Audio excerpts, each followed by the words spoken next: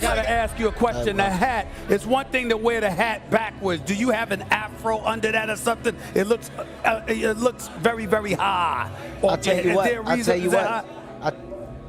Hey, that's none of your damn business, okay? Whatever's going on up under my hat is none of your business. The only information that you need to know is that I don't have a mushroom on the top of my head like you. That's right, Stephen A. I have a cut from this year. One joke. Just one joke. That was all it took to turn what should have been a celebration of Kevin Hart's career into one of Netflix's most controversial comedy events of the year. Chris Rock, and they both couldn't do it. Then I had a great idea. Let's call Kevin Hart and see if he has Dave Chappelle's number. He didn't have it. He didn't have it. Stuff on the big screen. For him, that's an iPad mini. Sorry. I love Kevin Hart's career plan. Do everything Martin Lawrence did, only shittier. Fans were furious. Fellow comedians were divided. George Floyd's family spoke out. And when Kevin Hart finally responded, many people believed he made the situation even worse.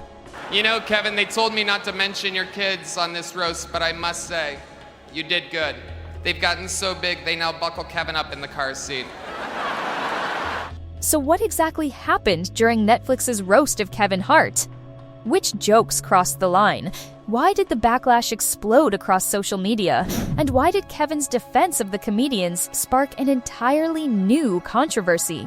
Don't throw f***ing eggs. Snoop, when the last time you threw eggs in somebody's goddamn house? We don't do that. It's not gangster.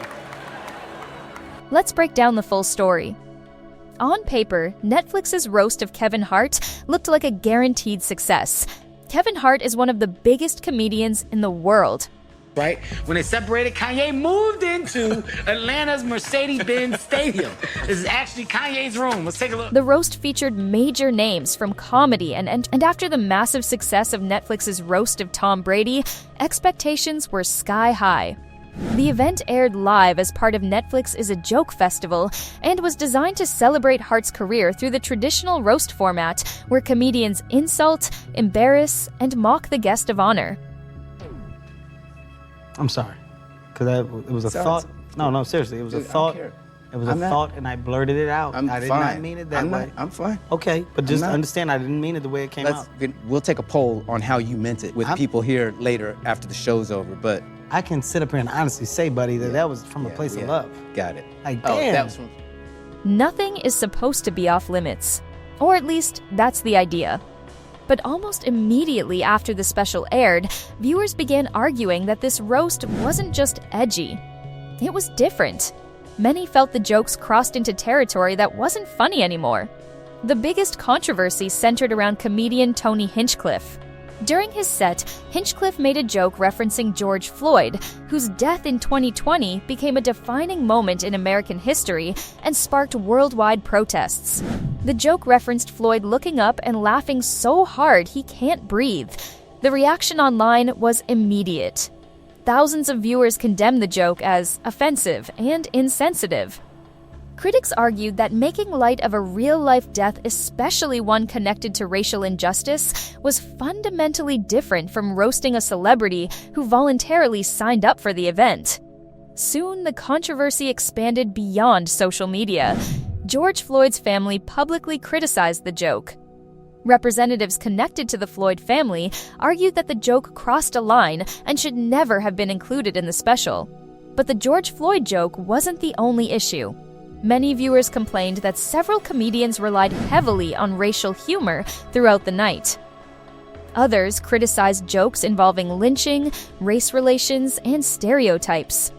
Some comedians and commentators argued that the material felt more focused on shock value than actual comedy.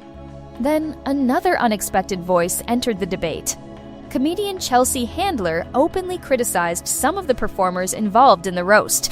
She accused certain comedians of crossing lines with material she considered racist, sexist, and offensive. That criticism quickly created a public feud within the comedy world itself.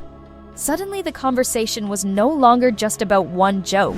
It became a larger debate about comedy itself.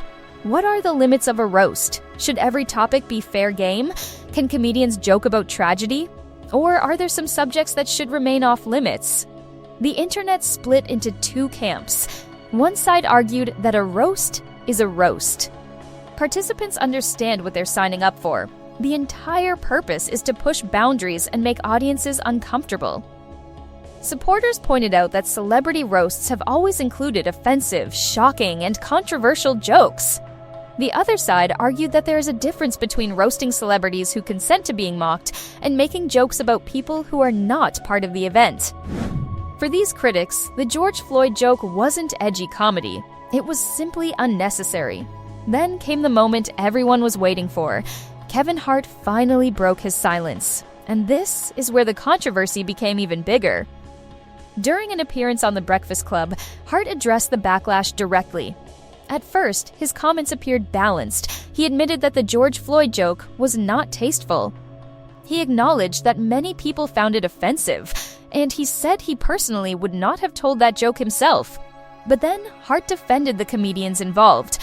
He argued that roast culture is built on pushing boundaries. According to Hart, viewers who watch roasts should understand that controversial material comes with the territory. He explained that while he wouldn't make those jokes personally, he understood why other comedians chose to do so. That statement immediately triggered another wave of criticism. Many people felt Hart was trying to have it both ways. Critics argued that he was acknowledging the joke was offensive while simultaneously defending it.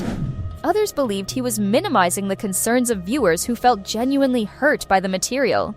Then, Hart made another comment that generated headlines. When discussing criticism that he should have intervened during the roast, Hart pushed back. His response was simple. What was he supposed to do? Drag the comedian off the stage? Hart argued that his responsibility was producing a successful roast, not policing every joke delivered by other performers. For supporters, that explanation made perfect sense. A roast is built around creative freedom. Stopping performers mid-show would fundamentally change the nature of the event. But for critics, the comments sounded dismissive. Instead of addressing why people were upset, they felt Hart was focused on defending the process. The backlash only intensified when Hart praised Tony Hinchcliffe's performance. In interviews, Hart suggested that Hinchcliffe delivered one of the strongest sets of the night. For many critics, that praise overshadowed Hart's earlier acknowledgement that the George Floyd joke had been inappropriate. Meanwhile, reactions from the comedy community remained divided.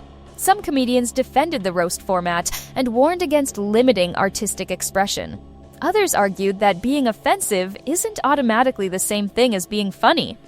Even comedian Nikki Glazer suggested that controversial material still has to be clever and well executed, rather than relying purely on shock value. Online discussions became equally divided. On Reddit and social media, some users argued that people were overreacting to a comedy roast. Others said the event felt mean-spirited, uncomfortable, and unnecessarily provocative. Weeks later, the debate still hasn't disappeared.